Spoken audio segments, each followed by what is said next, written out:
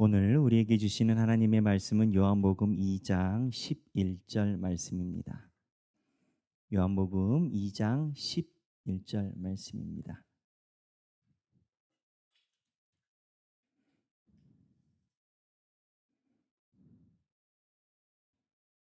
다 함께 한 목소리로 봉독하시겠습니다.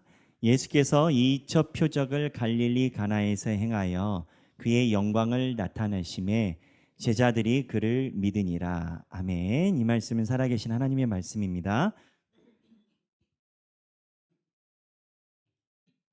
제가 이번 주에 영화를 봤습니다. 서울의 봄이라는 영화입니다. 많이 들어보셨죠? 예, 혹시 못 보신 분 있으시면 한 번쯤 보시는 걸 추천드립니다. 왜냐하면 제가 광주 내려와서 본 영화 중에 유일하게 안 잔 영화입니다. 네.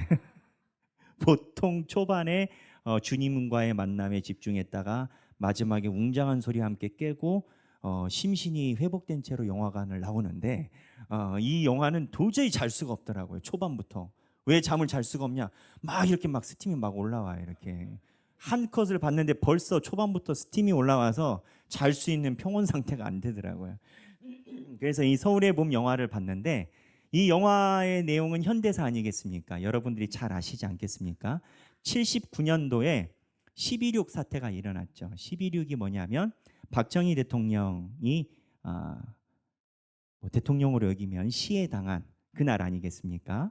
12.6 그때 사건이 일어나고 그때 나라가 어려우니까는 한번 그 군인들이 정권을 잡아서 나라를 정리해 보겠다고 10월 26일 날 났는데 한 달여간에 군인들이 정리한다고 하다가 한 달이 좀 넘은 12월 12일 날 전두환 씨가 12.12 군사 쿠데타를 하룻밤 만에 성공을 시키죠. 근데 이 영화를 보니까 나오는 이 여러 가지 정말 드라마틱한 상황이 있더라고요. 12.6 사건, 12.12 사건이 성공을 하고 나서 이제 정권이 바뀌게 되죠. 정권이 바뀌고 나서 그 다음에 몇 달 지나지 않아서 우리 광주와 굉장히 관련이 많이 있는 사건이 일어났습니다. 1980년도 5월 18일 5.18 민주항쟁이 일어났죠. 여기 내용에 보면 그 감독이 나와가지고 인터뷰하는 장면을 제가 봤어요. 유튜브에 나와서 뭐라고 얘기를 하냐면 자기는 어려서부터 이게 제일 이해가 안 됐다라는 거예요. 어떻게 국가의 권력기관인 군부가 하나의 사조직일 뿐인 하나회에 의해서 하룻밤 만에 이렇게 전복이 되느냐. 전두환 대통령이 이거를 쿠데타를 성공한 배경에는 군대에서 하나회라는 사조직을 통해서 정권을 잡게 됐고 나중에 이 하나회 조직은 김영삼 대통령님이 대통령 하자마자 40일 그다음에 100일 안에 위관급까지 싹 숙청을 해버리죠. 그때까지 숙청을 못했다는 얘기입니다. 거꾸로 얘기를 하면.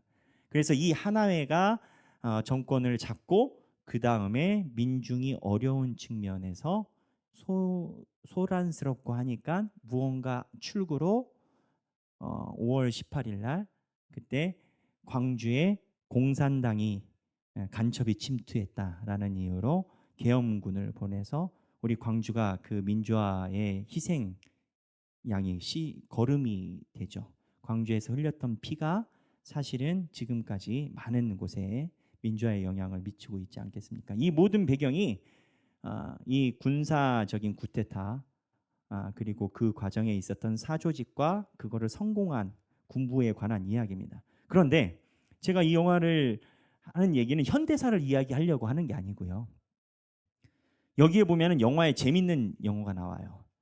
그 전두환 씨가 두려워 떠는 선배들한테 얘기를 해서 쿠데타를 뭐 성공해야 되니까는 전두환이 선배님들 혁명이 쿠데타를 하지 마시고 혁명이라는 좋은 단어를 사용하십시오. 그래요.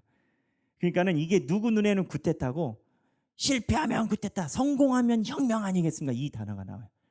같은 팩트를 놓고 인식이 다른 거예요. 같은 사실을 놓고 똑같은 사실을 놓고 신군부는 혁명이라 얘기를 하고 역사는 구테타라 얘기를 하고 똑같은 사건을 가지고. 근데 이러한 인식의 차이를 제가 학교 다닐 때 느꼈습니다. 제가 고등학교까지 전주에서 이제 졸업하고 대학을 서울로 가서 이제 장신대에서 있고, 장신대 대학원까지 마치고 군생활, 그 다음에 미국 유학 갔다 와서도 사역을 서울에서 쭉 했으니까 얼추 계산하면 한 20년 넘게 이제 서울에서 있었습니다.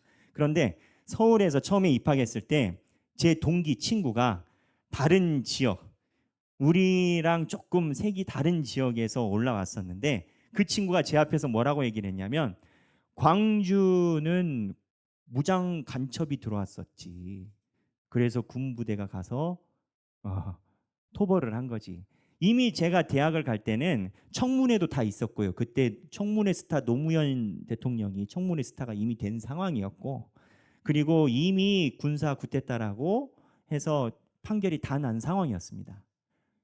그때 저는 깜짝 놀랐습니다. 저랑 나이가 똑같은 친구가 광주에 군부대가 왔다라고 이야기하는 그 모습이 저는 굉장한 신선한 충격이었어요. 무슨 얘기냐? 사실이 믿음을 가져오는 게 아닙니다. 팩트가 자기의 자세를 이야기하지 않습니다. 우리는 사람들이 팩트를 접하면 그게 나에게 큰 영향을 미칠 거라고 생각하지만, 여러분, 사실이 나의 자세를 이야기하지 않아요. 지금도 어느 지역에서는요, 아무리 그래도 광주는 무장공비가 내려와서 빨갱이가 설치고 다녔다, 그 얘기를 하는 지역이 있어요. 있어요. 아무리 역사가 이야기해도 자기는 받아들이지 않는. 제가 이 이야기를 하는 이유가 있습니다. 오늘 가나의 혼인잔치가 그러합니다. 가나의 혼인잔치가 제일 어렵습니다. 왜 어렵냐면 물이 변하여 포도주가 됐대. 술이래, 술. 목사님이 술 마시지 말라는데 예수님의 첫 기적이 술이래요. 그러니까 말하기가 힘들죠. 그리고 또 이 기적의 처음 시작이 예수님이 아니었어요. 어머니가 시켰어요. 어머니가 부탁해가지고 했고, 예수님이 오죽했으면 내 때가 아니다라고 했어요. 그러다 보니까 이 가나의 혼인잔치 첫 기적을 놓고 해석하는 게 너무 힘듭니다, 오랫동안. 그런데 레슬리 뉴비긴이라는 세계적인 선교학자이자 신학자가 이야기한 비유에 보면 이 얘기를 해요. 가나의 혼인잔치는 결국 내가 신앙에 설 것이냐 아니면 일반적인 역사 위에 설 것이냐, 이 차이라는 거예요. 그게 무슨 얘기냐면, 가나의 혼인잔치를 잘 보면요, 물이 변하여 포도주 됐네 했는데, 이 물이 변해서 포도주를 된 것을 본 사람은 하인밖에 없습니다. 그렇잖아요. 예수님이 항아리에다가 물을 담으라고 했는데 물을 담은 거는 하인밖에 없어요. 그러니까 다른 사람들은요, 물이 변하여 포도주가 됐네라고 이야기를 할 때 하인들이 현장에서 그렇다라고 이야기를 할지 모르지만, 자기들이 볼 때는 본 적이 없고 본 하인들도 태도가 달랐을 거라는 겁니다. 어떠한 자유주의 신학자가 이런 얘기를 해요. 그 하인들이 물이 변하여 포도주가 되는 게 너무 힘드니까, 그 역사를 이야기하기에 너무 힘드니까 항아리 밑에 포도주의 원액이 깔려 있었다라는 거예요. 이렇게 뭐 간장이나 만들면 하듯이. 그래서 물을 담으니까 희석이 됐다라는 거예요. 그래서 기적이 현실적이다, 이렇게 접근을 해요. 그렇지 않아요. 물이 변하여 포도주가 됐다라는 것은 이 정도로 이야기하는 것처럼 팩트에 대한 접근이 사람마다 다 다를 수 있는 요건을 다 가지고 있었습니다. 제자도 같이 갔는데 예수님이 물이 변하여 포도주 하실 때 항아리를 검수한 건 아니잖아요. 근데 여하튼 하인들이 갔다가 물을 담았는데 포도주가 됐어요. 근데 이거를 분명히 눈앞에서 물이 변하여 포도주가 된 것을 하인이 보고 제자가 보고 예수님의 어머니가 봤는데, 성경에 보면 하인이나 나머지 기록은 없고 오늘 본문에 의하면 한번 읽어보겠습니다. 2장 11절에 뭐라고 기록이 되어 있냐면 예수께서 이 첫 표적을 갈릴리 가나에서 행하여 그의 영광을 나타내심에 누가 그를 믿으니라? 제자들이 그를 믿으니라. 무슨 얘기냐? 믿는 사람이 제자고 안 믿는 사람이 제자가 아니라라는 거예요. 분명히 제자들이 나가서 얘기를 했겠죠. 물이었는데 변해서 포도주 됐다고. 술이 떨어진 건 알거든요. 근데 이거를 믿는지 안 믿는지, 하인들조차도 이거를 믿는 사람은 제자가 되고 믿지 않으면 하인이 된 겁니다. 팩트, 물이 변하여 포도주가 된 것이 많은 복음과 선교의 열매를 가져온 게 아니라라는 겁니다. 보기에 따라서는 물이 변하여 포도주가 된 것이 그냥 밑에 깔려있는 진액에 대해서 일어나는 사건 중에 하나이라고 이야기할 수 있는 여지가 있다라는 겁니다. 무슨 얘기냐? 광주의 민주운동이냐 무장공비냐처럼 팩트가 우리에게 인식을 가져다 주는 게 아니고 내가 생각하는 바가 내 인식을 가져간다라는 거예요. 그래서 여기서 예수님이 이야기하는 핵심은 믿음은 결국 믿음으로 될 수밖에 없다라는 거예요. 진짜 물이 변하여 포도주가 돼도 그거를 안 믿는 사람이 있다는 거예요. 근데 이러한 기록이 요한복음에는 자주 나옵니다. 요한복음이 이야기하는 핵심은 예수님이 하나님이시단데 이거를 믿는지 안 믿는지를 기록해놨어요, 요한이. 근데 요한복음 11장에 보면 나사로가 있어요. 나사로가 무슨 사건이 있습니까? 나사로가 죽었어요. 예수님이 가서 살리셨어요. 예수님이 가서 살리셨는데 반응이 어떻냐면 요한복음 11장 45절 46절 다 함께 한번 읽어볼까요? 마리아에게 와서 예수께서 하신 일을 본 많은 유대인이 그를 믿었으나, 자, 믿었어요. 많은 유대인이 그를 믿었으나 그 다음 읽겠습니다. 그 중에 어떤 자는 바리사인들에게 가서 예수께서 하신 일을 알리니라. 무슨 얘기예요? 그 당시에 예수님과 바리새인은 완전 극과 극이었습니다. 총 없는 전쟁을 하고 계실 때예요. 예수님은 바리새인들 보고 똑바로 살아라 이럴 때고 바리새인들 저런 어디 이단 같은 녀석이 이러고 있을 때예요. 예수님이 바리새인들과 화평을 가져가신 분이 아닙니다. 제대로 싸우셨어요. 그런데 이거를 모르시는 게 아니라 아는데 예수님이 기적으로 죽은 자를 살렸는데 그거를 눈으로 본 사람들이 가가지고 바리새인에게 얘기를 했다라는 거예요. 뭘 얘기를 하겠습니까? 예수님 라인에 안 섰다라는 거예요. 예수님이 여기서 기적으로 사람을 살려도 예수를 전적으로 안 믿더라라는 거예요. 요한복음은 이걸 이야기를 해요. 제가 여기서 기적을 나타내면 얼마나 좋겠어요. 막 여기서 죽은 자 살리고 그냥 문둥병자 다 오고 인터넷 우리 방송시설 잘 돼 있으니까 유튜브 100만 넘어갈 거고 뭐 전국 기자가 다 오겠죠. 그게 믿음을 한치라도 늘릴까요? 사람들에게 입소문은 탈지 모르지만 믿음이 느는 것은 그거랑 전혀 상관이 없습니다. 예수님 시대에도 그랬다는 거예요. 예수님이 살렸는데 바리새인 가서 알려요.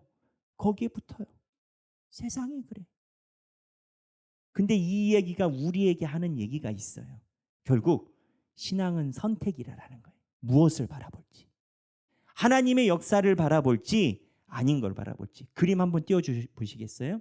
저희가 몇 주 전에 성탄절 맞아서 설교 때 봤었던 그림인데 루벤스의 유아 대학살 그림입니다. 여기 그림에 보면 예수님이 오신 날 헤롯이 예수님과 똑같은 나이에 있는 아이들을 다 죽여버렸습니다. 왜? 예수가 어디 있는지 모르니까. 그때 정말 처참한 아이들이 죽는 거를 살리려고 한 어머니들의 모습을 그린 겁니다. 사실 지난번에 다른 각도에 우리가 살펴봐야 될 게 있어서 말씀을 드렸는데 이 그림이 우리에게 이야기하는 건 간단합니다. 예수님이 오신 날 학살이 일어났어요. 너희들은 예수의 생일을 찬송할 것이냐 죽은 자를 제사 지낼 것이냐. 예수님이 오신 날 예수님을 빼고 예루살렘에 있는 아이들은 다 죽었어요. 그런데 너희들의 눈은 예수에게 있느냐 아니면 죽은 아이들에게 있느냐라는 거예요.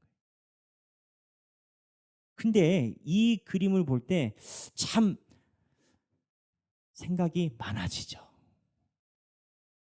생각이 많아져요. 근데 이 생각이 많아지는 것을 우리가 한번 살펴봐야 탈출구를 알 수가 있어요. 예, 그림 됐습니다. 제가 아까 이야기했었던 서울의 봄이 있지 않습니까? 그 서울의 봄에서 수도 방위 사령부를 지킨 그 별 두 개 투스타로 예편하신 분이 있어요. 조남이 장태완이라는 분이신데 이분이 목숨을 다 던져서 쿠데타를 막으려고 했고, 영화에 이분과 함께 했었던 수도 방위사에 있었던 특전사 3스타인 분이 한 분이 계시더라고요. 그분도 특전사가 공수부대가 올라오는 걸 막으려고 명령 내리다가 총 맞아가지고 다리에 총 맞아서 강제 이등병 전역하셨던 분이더라고요. 근데 이분이 노무현 대통령 시대 때 그때 정무위원까지 하셨던데 2010년도에 별세하셨더라고요. 그래서 노무현 대통령 때 정무위원 하실 때 TV 프로 나와가지고 얘기하는 걸 들었습니다. 무슨 얘기를 들었냐면 자기가 어느 날 전화를 받고 갔는데 서울대학을 다니고 있는 자기 아들이 변사체로 발견이 됐다라는 거예요. 그래서 이제 시신을 수거해 가셔야 된다 해서 갔는데 얼마나 눈물을 흘리고 죽었는지 눈에서 이렇게 얼굴을 닦아서 마음이 아파서, 엄마는 아직 아들을 못 봤고 닦아서 가는데 눈에서 얼음이 나오더라라는 거예요. 그래서 그거를 다 뽀뽀해 주면서 지방에서 서울로 올라오면서 이 모습을 엄마가 보면 안 되겠다 하고 자기가 시신을 수습해서 가슴이 너무 아팠다라는 거예요. 확실히 장군은 장군이더라고요. 물론 아픔이 있으시겠지만 눈물을 최대한 참으면서 자기 아들 이야기를 하시더라고요. 고통스럽다라는 거예요. 근데 아내가 인터뷰한 장면이 나와요.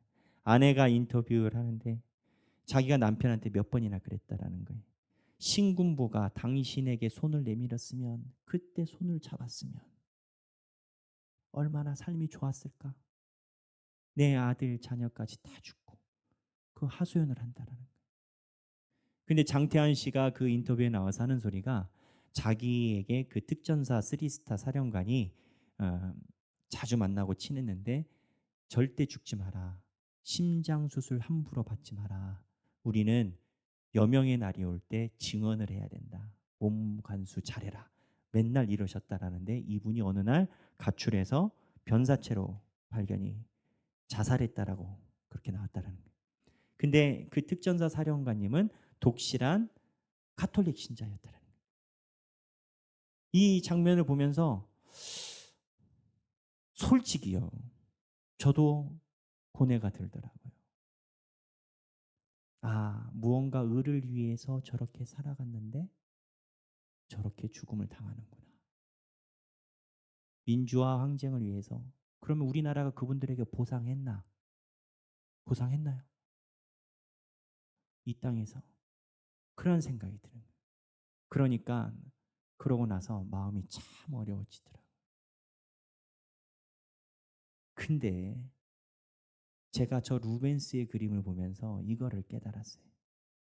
이 루벤스 그림 한번 띄워줘 보시겠어요? 이 루벤스의 그림은 제가 이야기한 그러한 방법으로는 이 그림을 절대 해석할 수 없습니다. 아이들이 다 죽은 날 메리 크리스마스를 할 때가 아니라 위령제를 해야 될 판이에요. 그런데 이 그림을 바라보는 결정적인 분기점이 있습니다. 뭐냐? 이 그림을 현실의 눈으로 바라볼 것이냐, 영원한 눈으로 바라볼 것이냐, 두 분기점이에요. 만약에 영원한 눈으로 바라보면 예수님이 오실 때 이 아이들이 죽었지만 분명히 하늘에서 하나님께서 이 아이들의 눈물을 닦으셨을 것이고, 그리고 이 땅에서 오신 예수님이 저 아이들보다 더 처참하게 죽었지만 하나님의 나라에서 모든 것을 이뤘다. 이걸로 이 그림을 보지 않으면 믿음으로 영원으로 이 그림을 보지 않으면 예수 믿는 사람도 시험 들기 딱 좋게 생겼어요. 제가 이 그림을 자꾸 몇 번 가져온 이유가 너무 마음에 안 들었어요. 처음에 이 그림 보자마자 마음에 안 들었어요. 그런데 이 그림을 세상의 눈으로 바라보면 아까 장태환 씨의 그 뼈아픈 이야기처럼 그 삶이 도저히 말할 수가 없습니다. 아무리 돈 많이 벌어봤자 뭐예요. 아무리 뭐 해봤자 뭐예요. 힘들게 사는데. 분기점이 뭐냐. 내 인생을 어떠한 시각으로 바라보냐라는 거예요. 나중에 제가 일부 예배 때 몰랐어요. 그래서 얘기를 안 했는데 저희 장로님께서 도움 주셔가지고 원래 그 특전사 사령관의 변사체로 발견되신 분은 카톨릭 신자, 독실한 신자였다고 장태환 씨가 얘기를 했고 이 장태환 씨 이분은 처음엔 불자였답니다. 불교 신자였는데 우리 개신교로 다시 신앙을 바꿔서 신앙을 가지고 별세하셨다라고 기록이 돼 있다라고 알려주시더라고요. 세상에 있는 것으로만 바라보면 이 땅에서 사라진 영웅들 또는 순교자들에 대해서 그 삶을 우리가 뭐라고 이야기할 수가 없습니다. 사육신이 됐든 민족 운동을 했었던 영웅이든 일제의 앞잡이들에게 항거했던 사람들 그 후손들의 삶을 놓고 세상의 눈으로 보면 어느 누구도 그렇게 안 살고 싶습니다.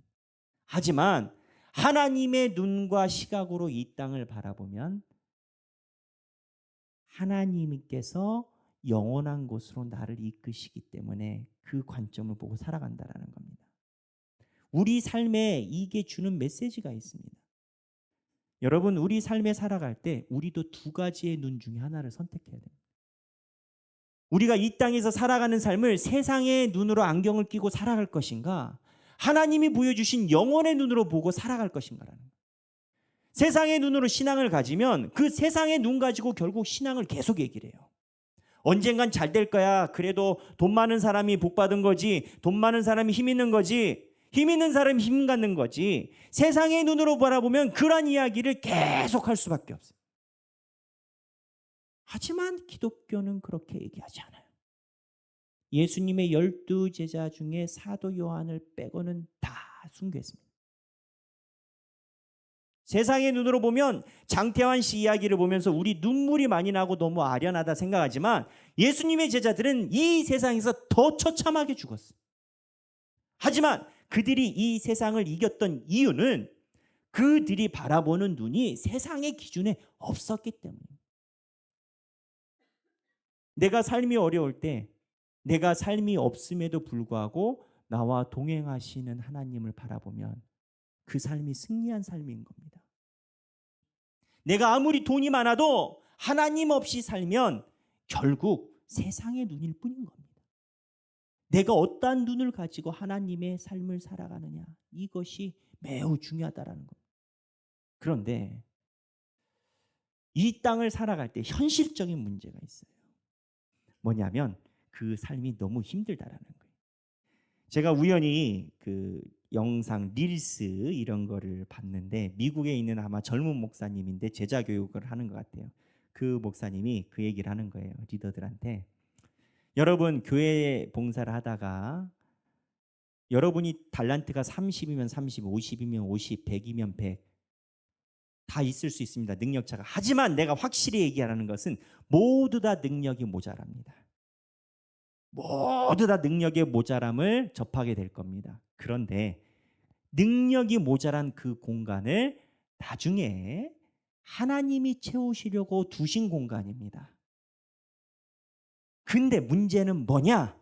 하나님이 채워주시려고 우리에게 모자란 빈 공간이 다 있는데 이 공간에다가 여러분이 믿음과 소망으로 닻을 내릴 것이냐, 내 능력이 모자라기 때문에 불안과 좌절과 불평으로 닻을 내릴 것이냐는 여러분들의 문제라는 겁니다. 내가 삶을 살아가서 100만 원이 채워질 것 같으면 100만 원 채우면 200이 모자라요. 200이 채우면 300이 모자라고. 하나님이 왜 끝까지 계속 모자라게 두실까요? 하나님은 돈을 얘기를 하는 게 아니에요. 하나님은 그 순서를 이야기를 하는 게 아니에요. 내가 그 순간에 봉착했을 때 그 공간에 믿음과 소망의 닻을 내리느냐, 불안과 불평과 불신의 닻을 내리느냐를 하나님이 보시겠다는. 물이 변하여 포도주가 됐다. 결국 이것도 믿음의 공간에 있을 수밖에 없어요. 심지어는 현실적이라고 예수가 죽은 자를 살려도 그 공간에 불신을 놓는데, 예수가 죽은 자를 살린 걸 봐도 거기에다가 불신과 불안을 갖다 집어넣는데, 물이 변하여 포도주가 됐다라는 건 그 공간에 너희들이 무엇을 갖다가 닻을 내리겠느냐를 우리에게 물어보십니다. 올해 첫 주일입니다. 2024년도. 오랫동안 여러분들이 저는 번성하시고 돈 많이 버시고 진급 다 잘 되시기를 소원합니다. 하지만 모든 사람이 다 그렇게 될 수는 없습니다. 그리고 된다 해도 그게 아닐 수도 있습니다. 24년 첫 해를 계획하시는 여러분들은 신앙 안에서 무엇을 계획하십니까? 하나님이 주시는 영원한 것으로 눈에 보이지 않는 내 손밖에 있는 공간에 믿음과 소망과 기쁨의 닻을 내리는 여러분이 되시길 바랍니다. 어차피 그 공간은 우리 손이 닿지 않습니다. 하나님의 능력으로 인도해 주심만이 가장 확실한 겁니다. 물이 변하여 포도주가 됐다. 머리 엄청 써서 진액이 밑에 깔려 있었다. 그렇게 살지 말고 하나님께서 우리 삶에 물이 변하여 포도주가 됐다라는 그 믿음을 부여잡고 살아가는 여러분들이 되시길 주님의 이름으로 축원합니다. 함께 찬양하기를 원합니다. 주가 보이신 생명의 길이라는 찬양입니다. 여러분, 우리 하길교회가 하나님의 길의 축약형인 건 다 아시죠? 길이 여러 개가 있어요. 신앙도 여러 개가 있어요. 그런데 하나님이 원하시는 길은 성경 말씀과 복음에 의해서 한 가지 길만 있습니다. 내가 내 삶에 보이지 않는 그 영역, 어쩌면 그 영역을 하나님이 해결해 주셔도요, 믿음으로 못 가져갈 때가 있어요. 안 믿는 사람들이 맨날 하는 소리가 기독교인들 신기하대잖아요. 주여 이루어 주시옵소서 맨날 기도해놓고 이루어지면 하나님은 뒷전으로 가고 운이었다라고 한대잖아요. 신앙으로 시작하지 않으면 그 일이 일어나도 신앙으로 오지 않아요. 아무리 세상의 것으로 접어봐도 복음은 복음으로만 승부가 납니다. 믿음은 믿음으로만 승부가 나고 신앙은 신앙으로만 세워져요. 세상에 있는 다른 방법과 관계와 여러 가지 테크닉으로 믿음과 신앙이 절대 서지 않습니다. 하나님이 주신 신앙 안에서 주가 보이신 생명의 길을 추구하는 저와 여러분 하길교회가 되기를 바랍니다. 찬양하겠습니다.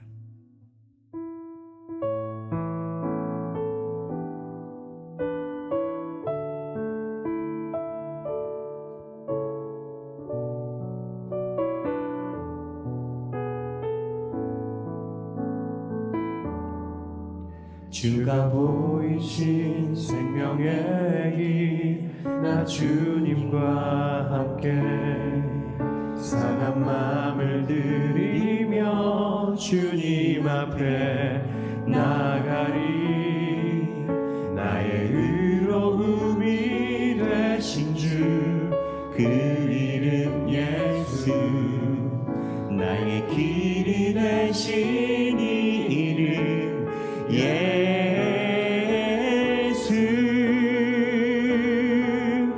나의 길 오직 그가 하시나니 나를 단련하신 후에 내가 정금같이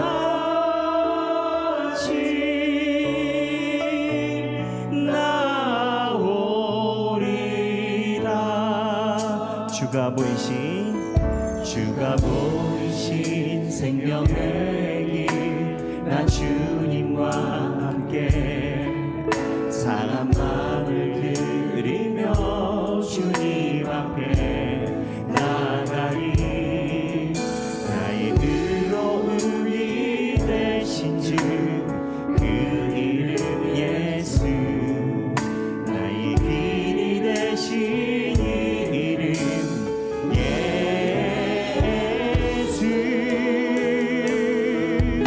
나의 길 오직 그가 하시나니, 나를 단련하신 후에 내가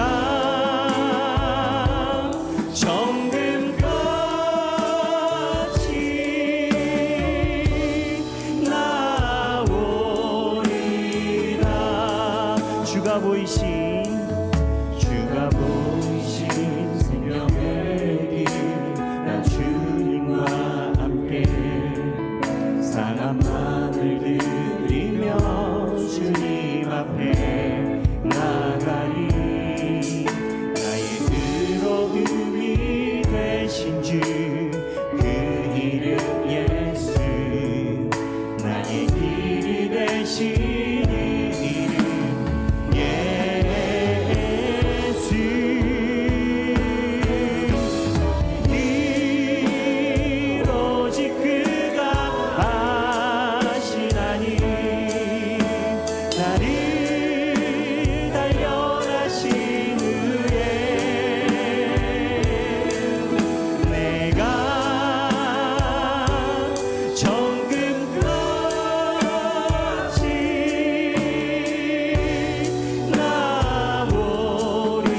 나오리라. 나의 길 오직 그가, 나의 길 오직 그가 하시나니, 나를 단련하신 후에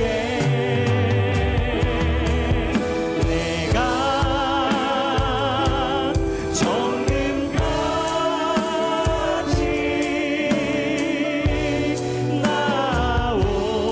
나오리라. 우리 다시 한번 주가 보이신 생명의 길, 주가 보이신 생명의 길, 나 주님과 함께 상한 마음을 드리며 주님 앞에 나가리.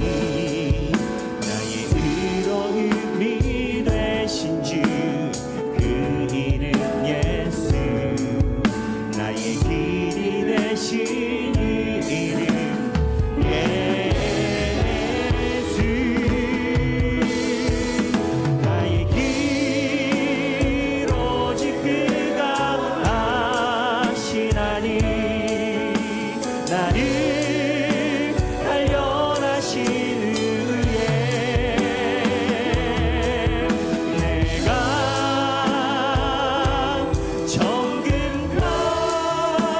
정금같이 나오리라. 나의 길 오직 그가 하시나니, 나의 길 오직 그가 하시나니, 나를 단련하신 후에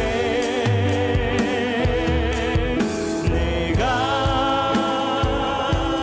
정금같이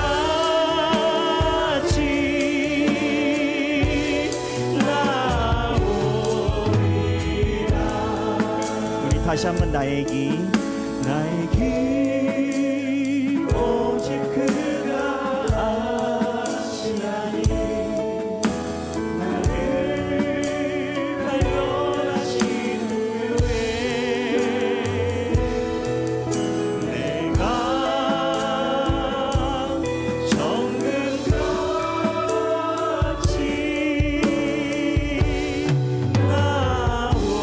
나오리라. 제가 기도하겠습니다. 하나님, 물이 반잔밖에 없다 할 것인지, 물이 반잔이나 남았다 할 것인지 다 우리의 책임에 달려 있음을 고백합니다. 하나님, 환란이 와서 죽겠다라고 이야기할 것인지, 환란 중에도 주님의 인도하심의 길이 있다라고 고백할 것인지 우리의 신앙임을 우리는 압니다. 하나님, 세상에서 어려울 때마다 주님이 나를 떠났다라고 이야기하는 우리가 되지 말게 하시고, 하나님, 고난과 힘든 속에도 정금과 같이 나를 단련하시어 하나님의 분명한 인도하심이 있다라고 고백하는 우리의 신앙이 되게 하여 주옵소서. 하나님, 이 땅의 눈으로 봐서는 신앙생활을 할 수가 없습니다. 예수님의 제자들이 다 그리하지 못하게 살았기 때문입니다. 하나님, 우리가 신앙의 눈으로 이 땅을 살아가게 하여 주옵소서. 우리가 이 땅에 태어나 한 번 주님께 가는 인생, 아버지께 칭찬받고자 소원하고 나간 그 삶, 하나님께서 우리를 인도하사 내 삶의 좌절과 두려움 속에서 신앙을 잃는 자가 되게 하지 마시고, 내 삶과 두려움 속에서 하나님의 이름을 높이며 주님의 인도하심을 고백하는 우리의 인생이 되게 하여 주옵소서. 어떤 사람들의 눈에는 주님 앞에 드린 봉헌이 부질없고 미련한 돈입니다. 10,000원 한 장을 아껴야 되는데 11조가 웬 말이며 주정헌금이 웬 말이겠습니까? 하지만 우리가 하나님께 온전한 11조를 드리고 헌금을 하는 것은 세상의 눈으로 살지 않고 하나님의 눈으로 이 땅을 살아간다라는 우리의 고백입니다. 하지만 고백을 하여도 우리가 많이 모자랍니다. 우리의 약함을 아시는 주님, 비어있는 공간에 우리가 믿음과 소망으로 닻을 내리고 살아갈 수 있도록 우리를 이끌어 주옵소서. 주님을 의지합니다. 감사드리며 사랑이 많으신 예수님 이름으로 기도합니다.